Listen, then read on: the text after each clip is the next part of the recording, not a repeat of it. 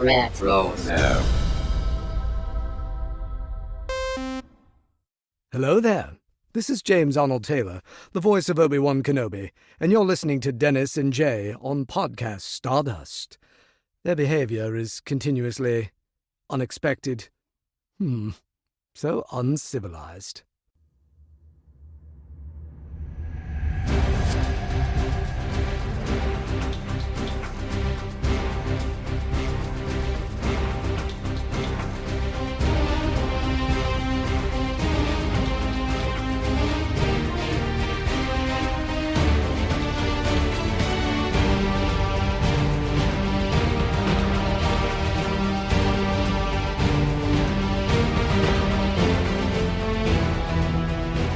Hello, and welcome to Podcast Stardust. This is the fully armed and operational podcast dedicated to Star Wars news, reviews, and discussion. I'm Dennis Keithley.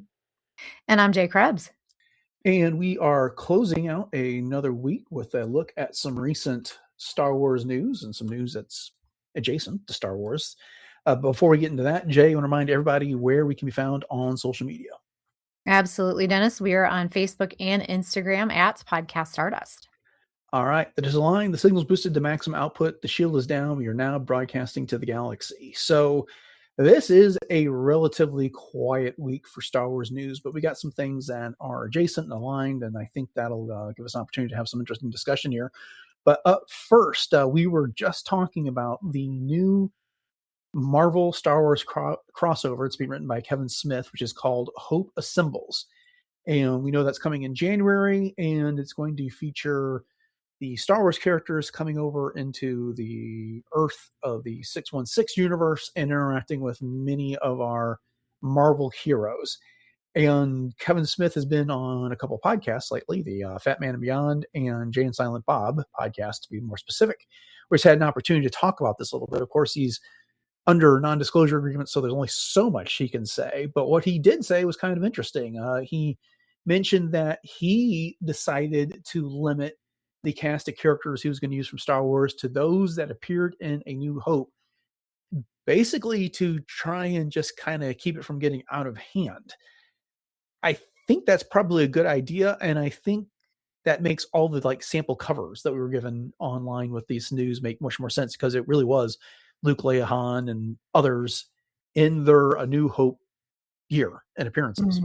Yeah, and I have to say that this makes me want to buy into the idea a little bit more, because I know last week I was kind of ho-hum and boo-hoo on the whole idea, and I didn't know if it would work and all the things. But I like the fact that he's putting kind of a box around A New Hope, establishing that as a baseline, specifically fitting that into the 50th anniversary angle. I just think that makes so much more sense. And you don't have all these weird spin-off, what about this and what about that? There are some definite what ifs, but at least this is a little bit of an easier capsule to swallow, so to speak. But how do you feel about it?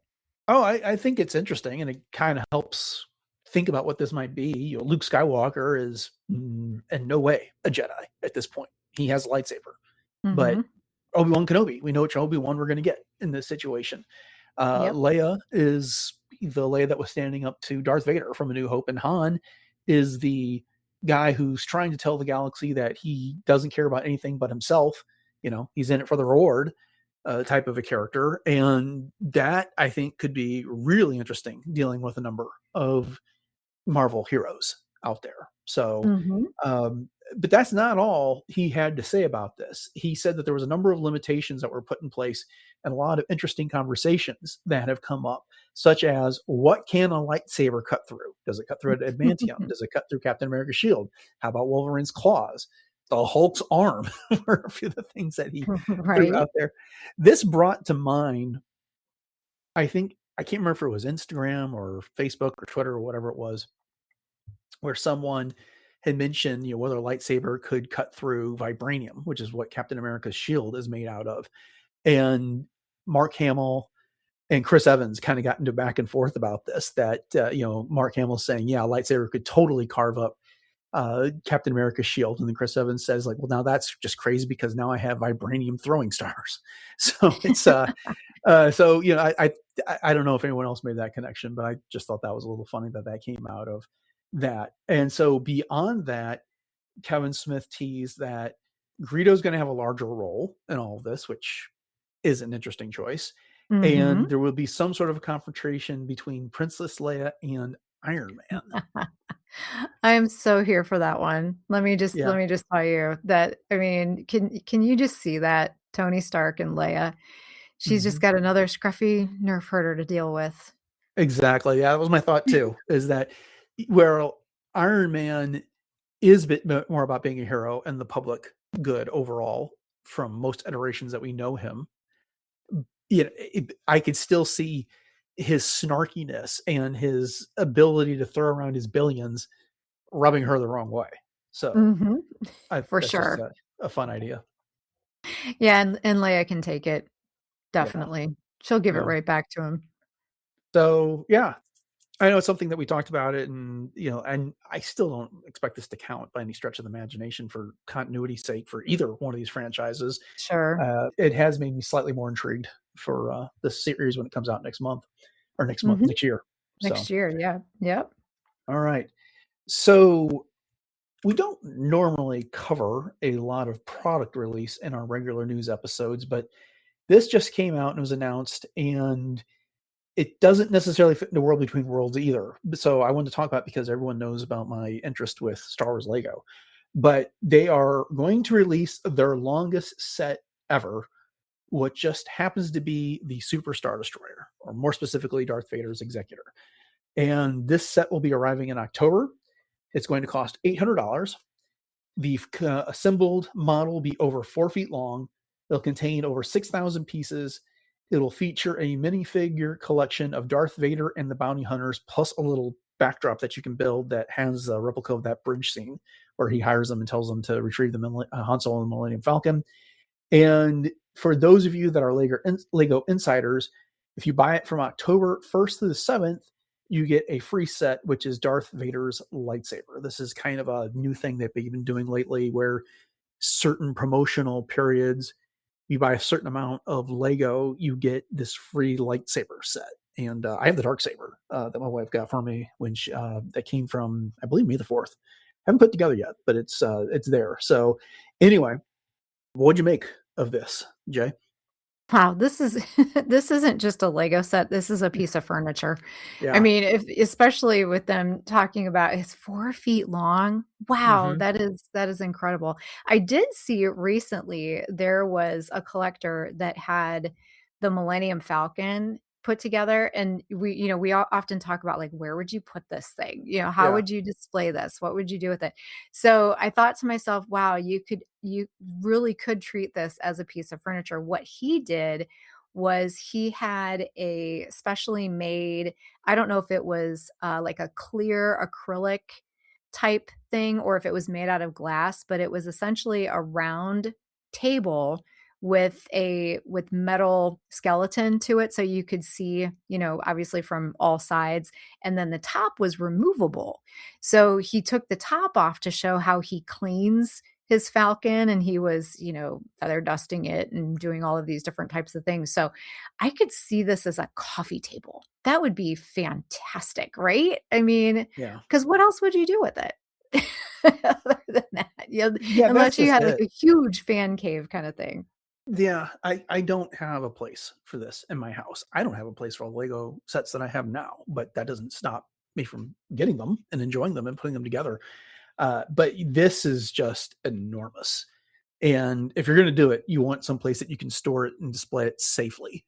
I know I've talked about that in the past, especially on some World Between World episodes where you don't want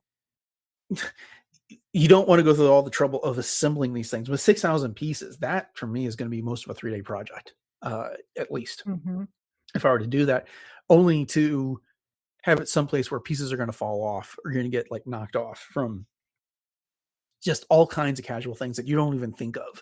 You back into a shelf where you got a model stored and all of a sudden it falls over and parts come off, it breaks down, whatever the case is. And with that amount of financial and time investment, you'd really want to be able to take care of this thing. So yeah. It looked great. $800 is huge. Yeah, it looks amazing. It does look great. But that's just not in my future. So Right, right. What I think is also really cool about it is that you do get all 6 of the bounty hunters that you see, mhm. in that scene that you just mentioned, the briefing scene, but there's no Admiral Piet. We need an Admiral Piet. I mean, come on, he should be on board, right? Oh, sure. A lot of these times, I don't like. Okay, so I have several of the UCF collector sets, and typically what happens is that you build the set and then a couple of minifigures that are relevant to that set. For instance, the Y-wing comes with a Rebel pilot and an astromech, and there's a little display stand that you have for the set, and then you fit the model on top of the stand, and the characters are on both sides, kind of like an informational plaque. And similarly, I've got BB-8, and so you assemble BB-8, it's got the same type of a stand, and then there's a little tiny BB-8 minifig that goes right in front of the whole thing. R2-D2 is the same way. The X-wing, all these sets have this type of stuff. So I think probably what came down to this description to make these particular characters is that they could put a little scene on there as opposed to try and make some gigantic long base underneath the model that has like all the relevant figures to the set. This is a different way of going about it by actually giving them a scene as opposed to just standing them up next to the Mhm. display image. But yeah, you would think Piet would have been natural for that. Certainly. Is there actually a Piet minifig? I don't know this. Do you know this? I gotta believe there is somewhere at somewhere. This is not the Right? first version of this model of the Super Star Destroyer. There's been others out there, but this is just a bigger version of it. They reissue these models all the time. There's been multiple versions of the X-Wing, multiple versions of R2-D2, you name it. A lot of them have come out over and over. Someone else like refines the model. And so who knows? Whenever, 10 years from now, when they make another version of the Superstar Destroyer, maybe that one will have Piet on it. And that would make sense. Sure. Yeah, Very cool though. So if anybody out there decides to get this, you need to take some pictures and let us know and give us some updates. indeed. Okay, so the last story that we have is that this past week has been a heck of a week. It's seen the passing of a number of celebrities, but the most relevant to Star Wars was Tim Curry. He passed away. We're recording on Thursday, the 27th, for release on the 28th. But he passed away yesterday, the 26th, at the age of 80. And of course, he's famous for such roles as Frankenfurter from the Rocky Horror Picture Show, Long John Silver in The Muppets Treasure Island, Wadsworth and Clue. He was King Arthur in Spamalot. He was in Home Alone 2. He played Darkness in the Legend movie, and of course, he was in The Hunt for Red October, amongst dozens and dozens, if not hundreds, of voice roles and Mhm. other acting roles that he had over time. But for Star Wars' sake, he was the voice of Chancellor Palpatine in 10 episodes of the Clone Wars. And I remember when I first learned that fact years ago, I never would have guessed that Tim Curry was doing that voice, but he did. And you, you know, Chancellor Palpatine's not in every episode of the Clone Wars, so that's a significant contribution to that role. I mean, Sam Witwer's done it, and other people have done it since then as well. There's been a number of people that have played Chancellor Palpatine, but yeah, I've always liked Tim Curry, and we've always said it that when you have these Star Wars luminaries and you get a chance to meet them, you should always take advantage of that. Well, he was originally Right. scheduled to be at some of the Dallas fan expos in recent years, but he hasn't been able to make it because he was still suffering from complications from a stroke. I want to say he had back in 2012 or sometime around 1 year around there. And so he hasn't been able to make it. And I would love to find an opportunity to meet him for that. But Oh, anyway, yeah. I've lived on about long enough. What are your thoughts on his passing? Well, I actually when I saw this and we had planned to talk about this on the news, I'm with you. I was like, "Oh my gosh, I forgot that he had stepped into the role after Ian Abercrombie died." Yeah. And that's who was doing the voice of Palpatine. So it wasn't until season 5 that Tim Curry had stepped in. And so I kind of went down a rabbit hole and I was looking up some things about this. And I found someone had posted, and I'll have to try to remember to send you the link, but someone had posted almost a side by side comparison of Ian versus Tim's voice when it came to Palpatine. And you're right. I mean, there's a very subtle difference to that, but most notably in the episode of The Lawless, where Curry really delivered what Palpatine would have sounded like being that sinister. You know what I mean? Because up to that point in the Clone Wars, if you think about it, Palpatine was always portrayed as kind of grandfatherly, and benign and that type of thing. And that's what Ian Abercrombie brought to the voice. And so, Tim Curry's was a very different type of Palpatine, but yet if you're listening for Tim Curry, then you'll hear him.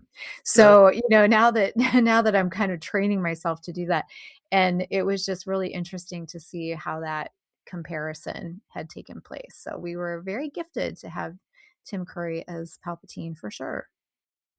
Yeah, and of course by season 5, that's when we were like well beyond the grandfatherly Chancellor Palpatine in most episodes, and someone who was far more sinister on an episode by episode basis. So that makes a ton of sense. Do you have a favorite non-Star Wars role of Tim Curry's? Well, of course, the Rocky Horror Picture Show has a very near and dear place in my heart because I went to Kent State University for college, and they used to have these at the local movie theater where you would get in for just dirt cheap because college students were poor. And they used to show the Rocky Horror Picture Show, and people would bring all the props. So have you ever been to a showing where, you throw the bread and like you do all the things? So I that have was not. No. Yeah. Oh my gosh. It was so much fun. But so that was one of my favorite memories, I think, from that era. But I also loved him in Clue. Yes. And I didn't realize that it was the same guy when I was growing up watching Clue as Frankenfurter. And it wasn't until I think years later that I realized, oh my gosh, that was the same guy. So you said you liked him in Clue as well? Well, yes. I have to make a confession. I've never sat down and watched the entire Rocky Horror Picture Show. I've seen clips of almost the entire movie, and I'm aware of his role in that movie. But Clue is one of my top 10 favorite movies of all time. And oh, wow. I did not know that about you. Yes. It's one of my favorite. I kind of lump it into the comedy category, but it is also just a brilliant mystery, especially since they set it up so well to have the 3 alternate endings that they have. And I remember as a kid, when it first came out into theaters, you didn't know which ending you were going to get when you went and saw it.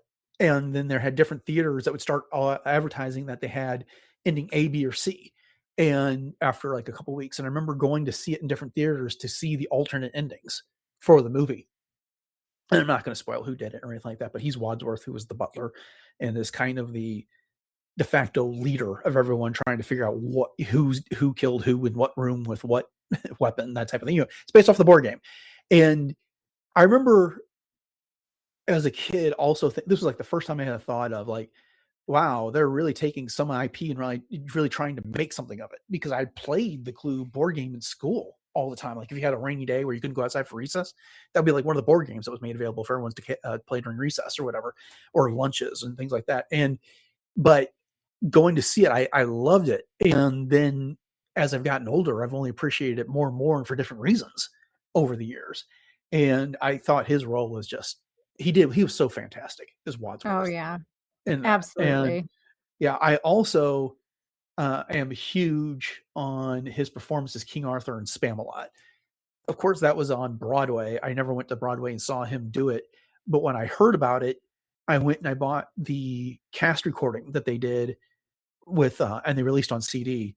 And I listened to that over and over and over in my car for weeks at a time. And when then eventually the show went on the road and he wasn't in it, but I got to see that when it was here in Dallas at the Dallas summer musicals.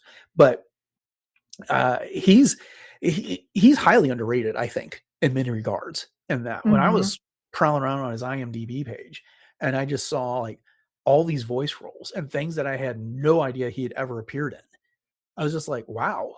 I mean, this guy he was prolific.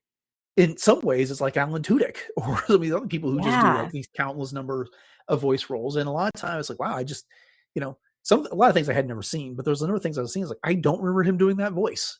My boys had watched a ton of Phineas and Ferb growing up, and he did the voice on that. I was like, really? I have to go back and check that one out. I don't remember that being him. Wow, I didn't know that either. Yeah. So he really, really got out there. Yeah, he truly did. And I'll tell you, with Home Alone 2, I've never seen Spamalot, so we're even there, I guess. But with Home Alone 2, I mean, you think about it, we've lost 3 actors from that movie this year. I mean, Catherine O'Hara, which was just devastating. I mean, every loss is devastating. And then Tim, and then I can't think of her name, but she was the pigeon lady that was in Home Alone 2 or Home Alone. And yeah, so it's just, gosh, we're just losing legend after legend. And so those rewatches of those movies, especially around the holidays, are really going to hit differently this year. That's for sure. Yeah. I mean, 3 days in a row, we got Dolly Parton, Tim Curry, and Peter Cullen, of course, the voice of Charles. And I was like, man, this is really killing us Gen Xers right here. Yeah, no doubt. I mean, Dolly is a voice for the generation. She doesn't belong to just Gen Xers, but Tim Curry and Peter Cullen really are. They're not from Gen X, but they are personalities that we as Gen Xers just grew up with that played such important roles. I mean, you can't look at an image of Optimus Prime and not hear Peter Cullen's voice. Oh, 100%. Yeah, they say you can't hear an image. Oh, challenge right there, accepted. For sure. Yeah. Yeah. And of course, there was no sweeter person in the world than Dolly Parton. Everything that she's done for everybody. And so it's been a rough week on that front. Indeed. Have you ever been to Dollywood? I have not. No, I've been to Silver Dollar City, which is Dollywood was a Silver Dollar City before it became Dollywood. So I'm somewhat familiar with what the experience is, but that was the Tennessee location that became Dollywood. And so, excuse me, no, I have not been there. That's one place I've always loved to go. I've had on my bucket list, but we'll see. Maybe I'll get there someday. Yeah. I remember my parents would play quite a bit of her music when I was growing up. And I'm much more of a rock fan. So it wasn't something that I did, continued with as I started establishing my own taste. But, I'm familiar with the duet she did with Kenny Rogers, Island in the Stream, and Working 9 to 5 and those type of things. And she was always a fun interview when you saw her on television. Oh, yeah. And ever just so eloquent, and the interviewers would sometimes try to bait her to say certain things, and she just put them right in their place. I'm not going to talk about that, sweetheart, kind of thing. And if you brought me here to talk about this, that's what we're going to talk about. We're not going to talk about that. And oh my gosh, I just love that about her. Yeah. Yeah. Whew. So what a week. All right. Well, we could reminisce about the 3 of them for quite a bit longer, but we're just going to say goodbye and thank you to all of them and their contributions to everything that we experienced over the last 40, 50 years. Wow, it's been that long. So anyway, but we'll go ahead and wrap up the news with that. This is a shorter episode, but we hope everyone understands there just wasn't a whole lot of Star Wars news out there to begin with. But I am glad that we got to say goodbye to Tim Curry, Dolly Parton, and Peter Cullen. So, okay. Well, thank you for joining us for this episode of Podcast Stardust and this discussion of recent Star Wars and Star Wars adjacent news. We hope you've enjoyed it, and make sure you come back next week for our news discussion. And you can do that by subscribing to the podcast, and that'll get downloaded for you automatically. We're pretty much available on all the podcatchers that are out there. We appreciate your ratings, reviews, likes, comments, and such, wherever you can leave those, especially on Apple Podcasts. And then if you want to catch an even larger chunk of our back catalog, head over to retrozap.com, where all previous 1,076 episodes of the show can be found, as well as all the other shows that are on the RetroZap Podcast Network. Some current shows and some past shows. Our old show, Starship Shapers and Scoundrels, has got an archive over there. And Jay, you want to go ahead and remind everybody of those social media contacts and where else we can find on the internet one more time?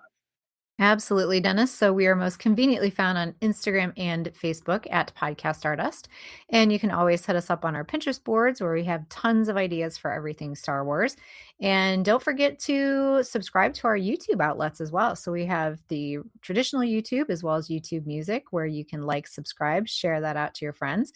Leave us some reviews and some comments as well. And if you'd like to email us, you can drop us a line at podcaststardust@gmail.com.